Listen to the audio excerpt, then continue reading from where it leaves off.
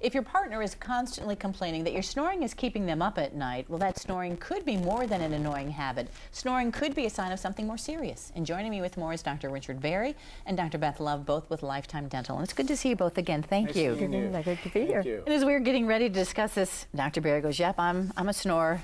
I am, and I was cured with the appliance, so my wife is very happy. I'm sure she is, as other partners are too, and hopefully we're going to make a lot of people happy today. Beth, I said it could be more than an annoying habit. What could be a sign of snoring that means it could be something worse? Well, snoring is the hallmark of symptom of sleep apnea, and sleep apnea usually starts on it's a continuum, and it can get worse as we age. That is one of the signs that we look for, is just age. Snoring, as it gets worse, it actually closes off the back of the throat. So it's if you're snoring loudly, there's probably an 80% chance that you have sleep apnea, which is a very potentially life-threatening disorder. So snoring is a sign, and the louder or the longer, the more that you might be serious? Absolutely.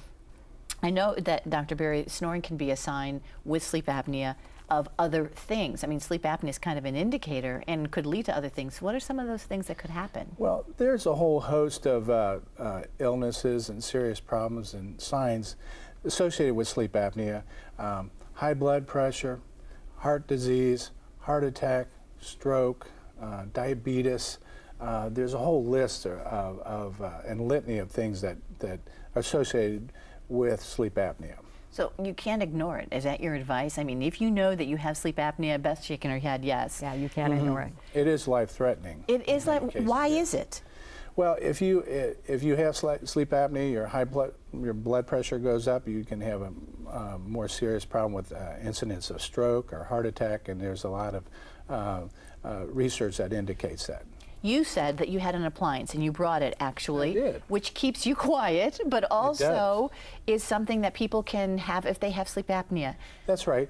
If they come to our office, and we have to have a formal diagnosis, which Hold it up a little higher. There you go. Only a sleep physician can do. And once we have a formal diagnosis, they'll say, you're normal, or you're mild, moderate, or severe apneic. And so we can do different devices to help cure that problem. Well, Beth, how do they work? I mean, you put them in your mouth. What does it do in order to stop the snoring? Yeah, well, they're a very sophisticated oral appliance which advances the jaw and it pulls the tongue forward, and that opens up the airway so that air can get down into the lungs. Because what happens in sleep apnea is that you have repetitive episodes of partial or complete blockage of the upper airway. So you're not getting oxygen sometimes. Exactly. That's what's happening, right? And so you're interrupting your REM sleep, you're not getting restorative sleep, and then all of those things affect all of these other things we were talking about with heart disease, of diabetes, stroke, of even things like sex drive and erectile dysfunction, and things that you don't even think about, that because your body is not restoring itself at night. You're not getting good sleep. You're not getting oxygen. Yeah. And the amazing thing is, there's some 40 million Americans who have this. And the unfortunate thing is 90% of the time it's undiagnosed and untreated.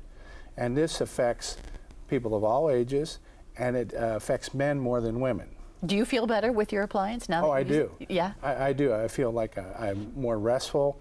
I used to fall asleep in the afternoon a little bit. So that was an indicator, too, for folks, if you're sleeping during the day. In fact, there's a big problem with that, because a lot of people have car accidents because they fall asleep during the day and they're not alert. You showed us your device. Are there other kind of devices, Beth, or is it just mainly that type? No, there's all different types of devices. There are some that just have elastic straps. There's some that are more,